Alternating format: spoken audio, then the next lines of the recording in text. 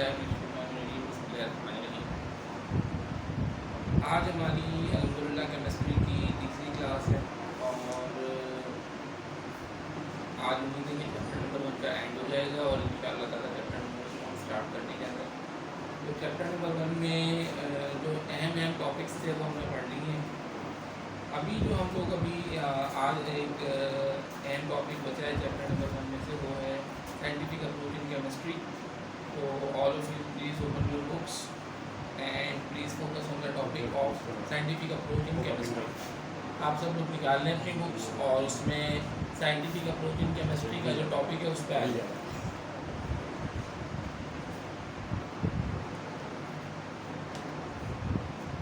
सब लोग सुन रहे हैं मेरी आवाज़? जी, आप लोगों ने निकाल लिया साइंटिफिक अप्रोच इन केमिस्ट्री?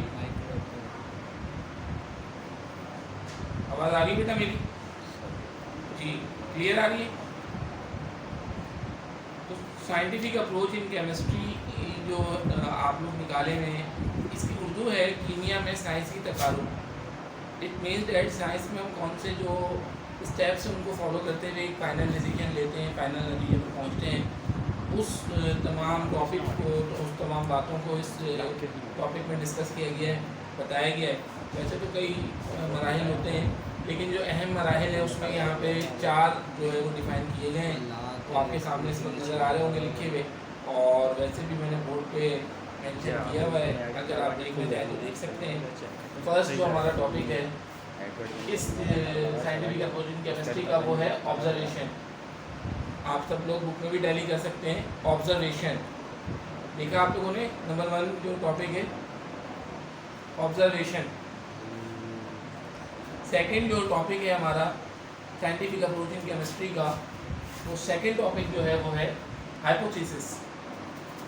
और थर्ड टॉपिक जो है साइंटिफिक अप्रोच इन केमिस्ट्री का, वो है theory.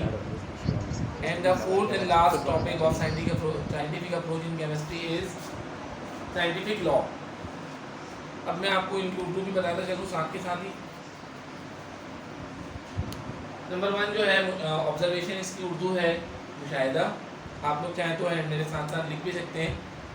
On your books, on your registers, write down the meanings of the headings. The first meaning is मुशाहिदा, इंग्लिश में है ऑब्जर्वेशन। सेकंड जो मीनिंग है हाइपोथेसिस की, वो है मफरूज़ा, मतलब कोई फ़र्ज़ की गई बात जिसको हम कहते हैं मफरूज़ा। Number 3 theory and number 4 scientific law.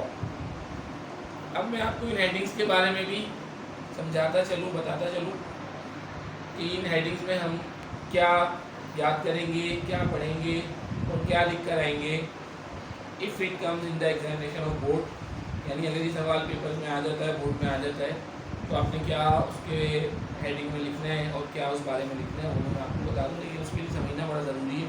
अगर आप समझ चुके होंगे, समझे हुए होंगे, तो आप अपने पास से भी एग्जाम्स में लिख कर आ सकते हैं इन योर ओन वर्डिंग। लेकिन वर्डिंग अथेंटिक होनी चाहिए, शुड बी मीनिंगफुल, ताकि एग्जामिनर जब चेक करे तो उसको चेकिंग में वो पकड़ ना सके कि आया आपने पास से लिखा है या नोट्स या कहीं और से आपने ये कॉपी करके लिखा है।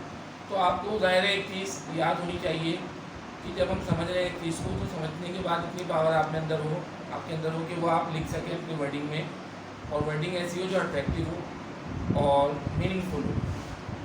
ऐसे तो आप कोई अपने पास से लिख सकता है, लेकिन केमिस्ट्री में और कुछ अहम सब्जेक्ट जो साइंस के हैं उसमें आप अपने पास से नहीं लिख सकते, बल्कि आपको मीनिंगफुल और अट्रैक्टिव वर्डिंग लिखनी है, जो कि नज़र आएगी हाँ ये किसी प्रोफेसर की, टीचर की वर्डिंग में लिखा हुआ है। खैर, मैं अब आपको हेडिंग्स के बारे में बता दूँ। फर्स्ट हेडिंग जो हमारी है, आप सबको नज़र आ रहा होगा, फर्स्ट हेडिंग है हमारी observation. Are you watching it? नज़र आ रहा है? ऑब्जर्वेशन की उर्दू मैंने लिखी है मुशाहिदा। अब मुशाहिदे से क्या मुराद होती है? जब हम किसी काम को अपने सामने होते हुए देखते हैं, उस पर गौर करते हैं, गौर करने के बाद उसके इन्स एंड आउट्स और जितनी भी अहम पॉइंट्स हैं उनको नोट डाउन कर लेते हैं, अपने पास लिख लेते हैं अपने पास, और लिखने के बाद वो चीज़ हमारी मुशाहिदा कहलाती है।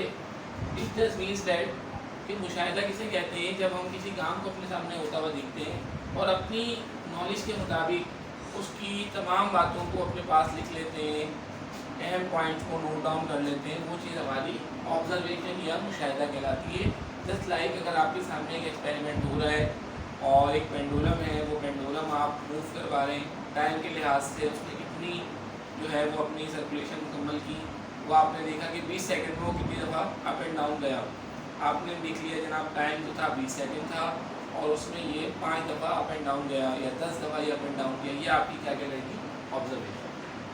तो ऑब्जर्वेशन एक अहम जुज़ है इस हेडिंग का।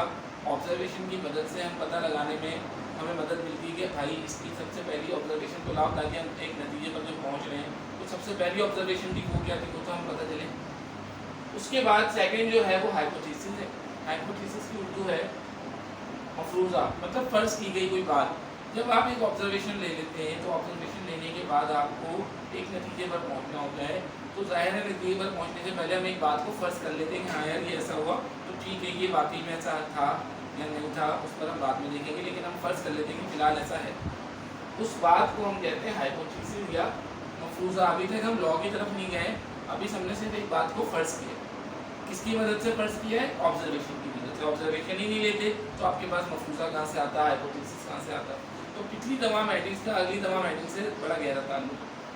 थर्ड पर आ जाते हैं। थर्ड है थ्योरी, उर्दू है नज़रिया।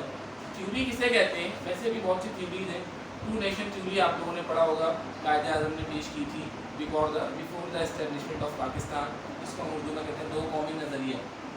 आधा नज़रिया का लफ्ज़। तो थ्योरी यहाँ पर जो हम पढ़ रहे हैं साइंस में, यहाँ पर थ्योरी से जो मुराद है वो ये है कि आपने ऑब्जर्वेशन ली, बिल्कुल ली, हाइपोथेसिस आपने उसके बाद कलेक्ट की और अपने जहन में एक बात को फ़र्ज़ कर लिया, बिल्कुल कर लिया। थ्योरी की मदद से हमें ये जानने में आसानी होती है कि भाई जो पिछली दो हेडिंग्स थी उनमें जो हमने काम किया था वो किस हद तक दुरुस्त है। और थ्योरी जो है वो हम नहीं लेते, बल्कि हम अपनी रीडिंग्स को, हाइपोथेसिस को मुख्तलिफ साइंसदानों के पास, चाहे वो नेशनल हो चाहे वो इंटरनेशनल हो, अपने साइंसदानों के पास हम अपनी ऑब्जर्वेशन और हाइपोथेसिस के रिजल्ट्स को डिलीवर करते हैं। वो उन पर भी अपनी तहकीक करते हैं, अपने नज़रियात के मुताबिक, अपनी सोच के मुताबिक, अपनी इल्म के मुताबिक वो उनको जांचते हैं, पड़ताल करते हैं। उसके बाद वो थ्योरी को करेक्ट मानते हैं। जब तक लेकिन वो थ्योरी ही कहलाती है, जब तक उसको एक फाइनल डिसीजन की सूरत में या किताबों में नहीं लिख दिया जाता, जब तक वो थ्योरी ही कहलाती है। अब उसके बाद मुख्तलिफ साइंसदान और शामिल किए जाते हैं उसमें, और उस थ्योरी को बार बार प्रैक्टिस में लाया जाता है कि यार कहीं ऐसा तो नहीं कि हमने गलत किया था, गलत सोचा था या गलत लिखा था। जब कई मरतबा प्रैक्टिस के बाद, एक्सपेरिमेंट के बाद भी वो थ्योरी सही साबित होती है, सच साबित होती है बार बार, तो फिर हम उस थ्योरी को एक ख़ास नाम दे देते हैं, साइंटिफिक लॉ या साइंसी कानून। एट द एंड आप इस नतीजे पर पहुँचते हैं कि जनाब आपने जो काम किया था, जो आपने तमाम चीज़ें लिखी थी वो बिल्कुल करेक्ट। अब उस पर कोई साइंटिस्ट उंगली नहीं उठा सकता, उसके ऊपर कोई एतराज़ नहीं कर सकता। ठीक है, तो ये 4 अहम हेडिंग्स थी साइंटिफिक अप्रोच केमिस्ट्री की। सबको समझ में आ गई? किसी को कोई कंफ्यूजन हो या प्रॉब्लम हो तो वो मुझसे डिस्कस कर सकते हैं, कोई सवाल कर सकते हैं। अगर आप लोग सवाल नहीं करेंगे तो मैं शिफ्ट कर जाऊंगा नेक्स्ट टॉपिक की तरफ। अगर आपको कोई सवाल करना है तो आप अभी फ़िलहाल कर सकते हैं, मैं अभी शिफ्ट नहीं कर रहा हूँ। मैं अभी अपनी जो आज मैंने पढ़ाई है ये हेडिंग इस पर ही हूँ। आपके पास 1 से 2 मिनट है। If any question comes in your mind you may ask freely. Observation, नाम क्या है आपका? सुहेबा। सुहेबा ने कहा जनाब कि ऑब्जर्वेशन को रिपीट कर दें, तो कोई मसला नहीं, मैं रिपीट कर देता हूँ, आप लोग सुन लें, तसल्ली से समझ भी लें।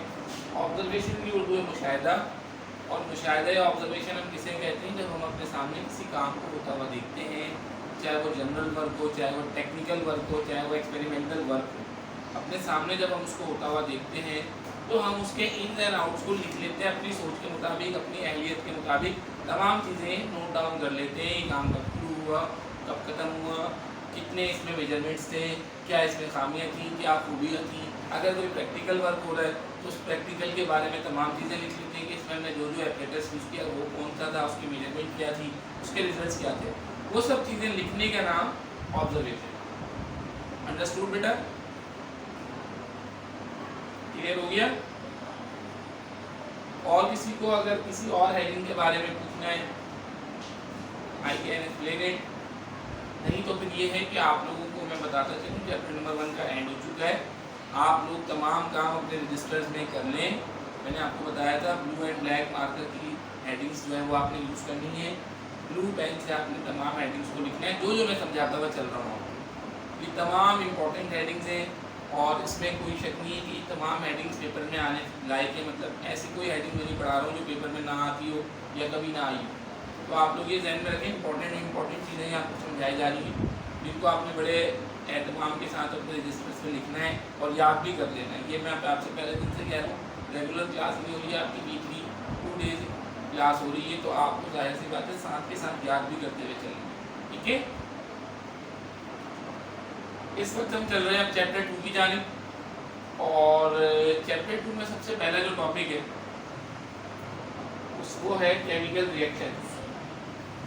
नजर आ रहा है आप सबको?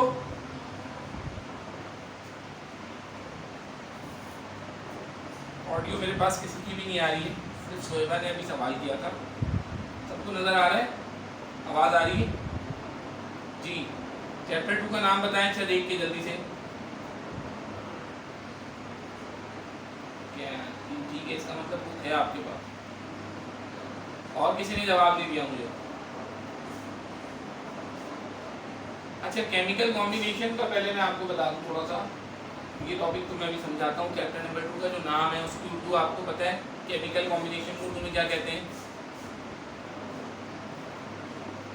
कीमियाई मिलाप। Very good. कीमियाई मिलाप से मुराद जब कोई चीज़ केमिकल इंटरेक्शंस के जरिए आपस में मिलती है, जुड़ती है, तो उसे हम क्या कहते हैं?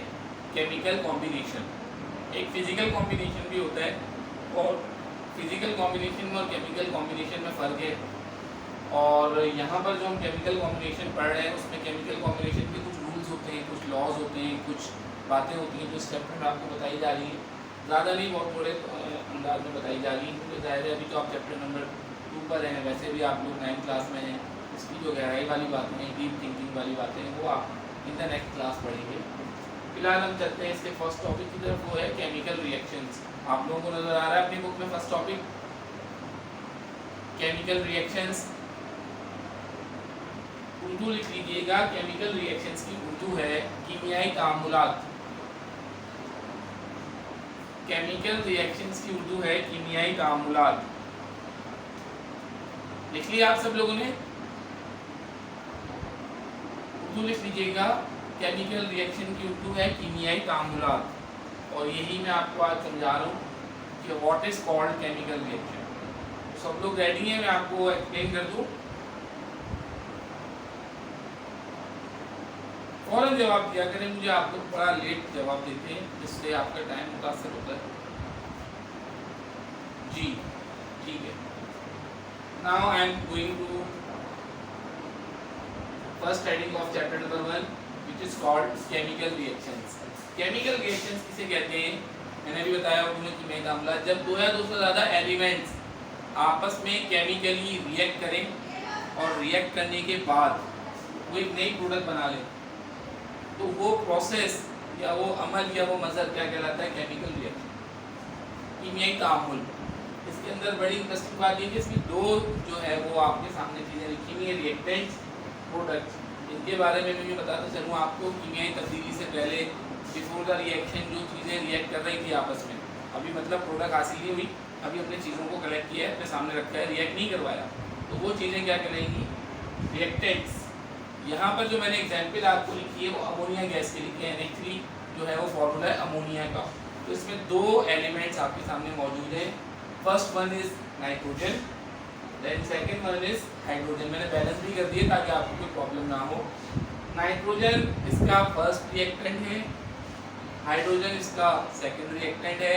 And when these reactants react with both each together, तो ये आपस में प्रोड्यूस कर लेते हैं अमोनिया गैस।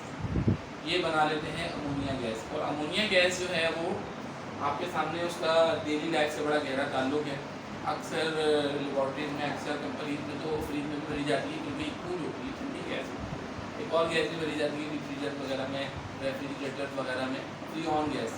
लेकिन हम अमोनिया गैस भी बनते हैं क्योंकि ये कूल होती है, ठंडी होती है। खैर, तो यहाँ पर आपने देखा दो एलिमेंट्स थे, नाइट्रोजन एंड हाइड्रोजन, उन दोनों ने आपस में रिएक्ट किया, रिएक्ट करने के बाद क्या प्रोड्यूस कर लिया, अमोनिया गैस।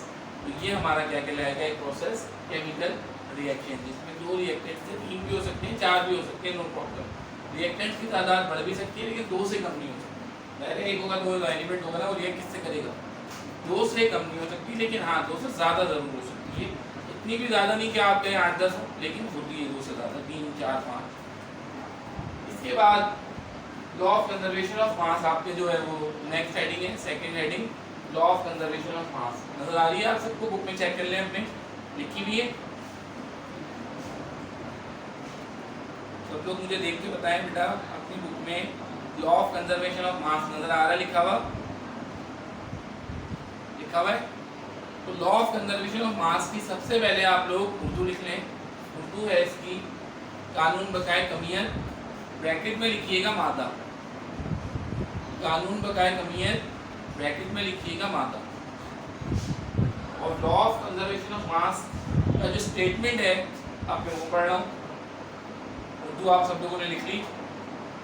स्टेटमेंट इसका बड़ा अहम है, इसलिए मैंने लिख दिया ताकि मैं आपको यहाँ पे बता भी सकूँ कि ये कोई इतनी लंबी चौड़ी हेडिंग नहीं है, आप फ़ौरन से याद भी कर सकते हैं, क्योंकि अभी मैं समझा रहा हूँ, जब समझी भी चीज़ होती है तो याद करना भी उतनी आसान होती है, एज यू नोट है। तो इसकी हेडिंग जो है, स्टेटमेंट जो है वो मैं पढ़ रहा हूँ, आप लोग गौर से ज़रा देख लें और चाहे तो लिख भी लें, बल्कि मेरा मशवरा ज़रूर लिखें इसको अपने रजिस्टर में, ताकि आपको याद करने में आसानी और प्रॉब्लम ना। Matter can neither be created nor be destroyed by chemical change. Urdu meaning भी मैं बता देता हूँ, आपको पता है मैं साथ साथ ही हेडिंग्स के उर्दू को भी लेके आपको बताता रहता हूँ। तो मैटर कैन नाइदर से पहले मैं आपको मैटर की उर्दू बता दूँ। मैटर की उर्दू है मादा, और आप सब जानते हैं कि मादा या मैटर किसे कहते हैं, anything having space occupies weight, यानी कि आप ये देखेंगे कि आप और हम भी मादा हैं, जिसका कोई वजन हो और वो जगह घेरे। Anything having some mass and occupies some space is called matter. हर वो चीज़ जो वजन रखे और जगह घेरे वो मादा कहलाती है। Having some mass and occupies some space, ये बात याद रखिएगा, कोई जगह घेरे थोड़ी बहुत हो और उसका थोड़ा सा क्यों ना सही लेकिन मास जरूर हो। तो मैटर की बात समझ में आ गई। अब ये लॉ जो बता रहा है मैटर से रिलेटेड है, तो लॉ में क्या बात बताई जा रही है, मैटर के नाइदर बी क्रिएटेड, मादे को हम जब तक पैदा नहीं कर सकते, प्रोड्यूस नहीं कर सकते, बना नहीं सकते, क्रिएट नहीं कर सकते, ना हम उसको डिस्ट्रॉय कर सकते हैं, ख़त्म कर सकते हैं, फना कर सकते हैं, तबाह कर सकते हैं किसी भी कीमियाई तब्दीली के जरिए। मतलब ये आपके सामने एक चीज़ आ गई कि आपने देखा रिएक्शन से पहले और रिएक्शन के बाद मासेस हमने सेम रखें, और मासेस सेम रखने की वजह ये लॉ ही था। इस लॉ ने बता दिया कि जनाब यहाँ पर नाइट्रोजन 2 है, तो रिएक्शन के बाद भी नाइट्रोजन 2 ही होंगे, 1 या 3 नहीं हो जाएंगे। इस लॉ में आपको ये बात बताई जा रही है कि रिएक्शन से पहले ज़ाहिरी तौर पे आपके सामने भले एक तब्दीली वाक़ई हो रही हो, जैसे कि आपने लकड़ी ली, उसका वज़न किया, उसके बाद उस लकड़ी को आग लगा दी, कंबस्शन रिएक्शन करवाया, आपने देखा जनाब इसका तो वज़न कम हो गया, राख का उतना वज़न नहीं है जितना कि रिएक्शन से पहले था, तो आप कहेंगे ये लॉ तो गलत है। नहीं जनाब, गलत नहीं है, बल्कि उसके पीछे कुछ साइंसी हक़ाइक़ हैं, साइंटिफिक रीज़न्स हैं। जब आप उन रीज़न्स को जानेंगे और पढ़ेंगे तो समझ में आ जाएगी जनाब ये लॉ गलत नहीं था। मैं आपको वैसे बताता था, जब आपने वज़न किया था तो ज़ाहिर उसमें नमी मौजूद थी, मुख्तलिफ गैसेस मौजूद थी, मुख्तलिफ पार्टिकल्स मौजूद थे। आफ्टर द रिएक्शन वो पार्टिकल्स जल के ख़त्म हो चुके हैं, गैसेस जो थी वो हवा में तहलील हो चुकी है धुएँ की शक्ल में। नमी जो है वो आपके सामने नज़र नहीं आई, लेकिन वो नमी भी जलने के साथ साथ हवा में तहलील हो चुकी है। आप इस वक्त वज़न कर रहे हैं सिर्फ राख का, तो जाहिर सी बात है वो तमाम चीज़ें इसमें शामिल करके अगर आप दोबारा वज़न करें तो एक नहीं होगा। और यहाँ पे आपको इतनी लंबी डिटेल में नहीं बताना, बल्कि आपको जस्ट एक इक्वेशन लिखनी है, रिएक्टेंट्स लिखनी है, प्रोडक्ट लिखने हैं, और ये चीज़ बतानी है कि रिएक्टेंट्स का वज़न प्रोडक्ट के वज़न से बराबर रहा। ये चीज़ आपको बस लॉ में डिफाइन करनी है। इसका एक जो है प्रैक्टिकल वेरिफिकेशन भी किसी लैंडरोड नामी साइंटिस्ट ने, वो हम इन द नेक्स्ट क्लास पढ़ेंगे। उसमें आपको बताया जाएगा कि जनाब ये लॉ कैसे गलत नहीं है, कैसे उसने साबित किया लोगों की जो थिंकिंग थी कि जनाब ये लॉ तो गलत है और ऐसा है वैसा है, इन तमाम चीज़ों को उसकी लॉ की जो मदद से, प्रैक्टिकल वेरिफिकेशन की मदद से उसने उन तमाम शकूक व शुबहात को दूर किया लोगों के। तो आपको जो मतलब एक प्रैक्टिकल वेरिफिकेशन है उसको हम कहते हैं लैंडोर्स प्रैक्टिकल वेरिफिकेशन। पेपर पे कई मतलब आ चुकी है, इंपॉर्टेंट हेडिंग है, तो आप उसको जस्ट एक दफ़ा रीड करके आ जाइएगा। एक्सप्लेनेशन मैं आपको दे दूँगा इंशाल्लाह in the next class which will be held on Thursday. अभी फ़िलहाल आप लोग इसकी उर्दू लिख लें, स्टेटमेंट लिख लें, उसको याद कर लें, और अगर आपके दिमाग में कोई सवाल है तो मुझसे कर लें प्लीज़। किसी के ध्यान में कोई सवाल जो कोई कुछ पूछना चाहे law of conservation of mass के बारे में? आवाज़ आ रही बेटा मेरी? होमवर्क ये है कि आपको मेरी बात सुने, साइंटिफिक अप्रोचिंग केमिस्ट्री की हेडिंग डालनी है, इसकी डेफिनेशन लिखनी है, चारों हेडिंग्स की डेफिनेशन लिखनी है, ठीक है? आपकी बुक में और नोट में मौजूद है। दो तीन लाइन से ज़्यादा नहीं है किसी की भी डेफिनेशन, अगर वो भी तो आप इतना ही लिखिएगा, 3 से 3.5 लाइन मैक्सिमम। एक हेडिंग की बात कर रहा हूँ, पूरे टॉपिक की नहीं, कहीं आप पूरा टॉपिक समझ लें। एक हेडिंग की 3 से 3.5 लाइन मैक्सिमम है, मिनिमम 2 लाइन, ठीक है? ये काम आपने कर लेना है, हेडिंग्स डालनी है, ब्लू इन पेन से आपने उसके नीचे लिख लेना। उसके बाद आपने ब्लैंक लिखनी है, आपकी सबकी बुक में ब्लैंक मौजूद है, फिलअप भी मैंने करवा दी थी आपको इंटरनेट 8 क्लास, अगर किसी की फिलअप नहीं हुई हो तो मुझसे पूछ सकते हैं, मैं बता दूँ। केमिकल रिएक्शंस, केमिकल कॉम्बिनेशन आपका चैप्टर नंबर 2 है, उसका फर्स्ट टॉपिक हमने पढ़ा केमिकल रिएक्शंस। ये आपने लिखना है, हेडिंग डाल के आपके सामने मौजूद होगी डेफिनेशन, ठीक है? उसकी डेफिनेशन भी आपकी मैक्सिमम जो है वो 3.5 और 4 लाइन, मिनिमम 2 लाइन। अच्छा, केमिकल रिएक्शन की डेफिनेशन ना सिर्फ लिखनी है बल्कि आपको उसकी एग्जांपल्स में लिखनी है। तो आप एग्जांपल लिख सकते हैं मैक्सिमम, कोई प्रॉब्लम नहीं है। 2 एग्जांपल इसके लिख लीजिएगा केमिकल रिएक्शंस की। उसके बाद law of conservation of mass की हेडिंग जो है वो डली हुई होगी, उसका इंट्रोडक्शन होगा, स्टेटमेंट होगा, वो आप लोग लिख लेंगे। जो काम आपको जिस दिन समझाया जा रहा है वो तमाम काम आपने लिखना है अपने रजिस्टर में और याद भी करते रहें। Any problem? किसी की तरफ से और कोई सवाल? सब समझ में आ गया बेटा? काम कर रहे हैं आप सब लोग या खाली यस सर नो सर कर रहे हैं?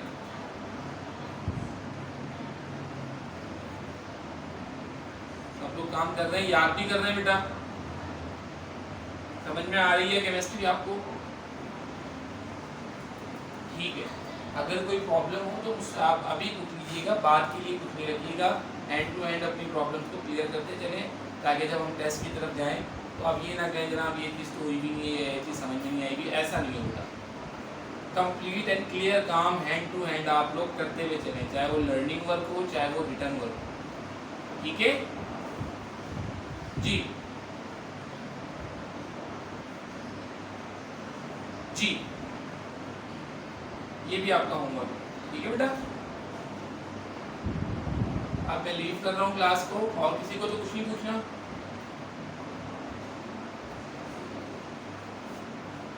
किसी को अगर कोई सवाल करना हो, कुछ पूछना हो तो पूछ सकते हैं किसी भी हेडिंग के बारे में, otherwise I am going to leave, ठीक है बेटा? अल्लाह हाफिज़।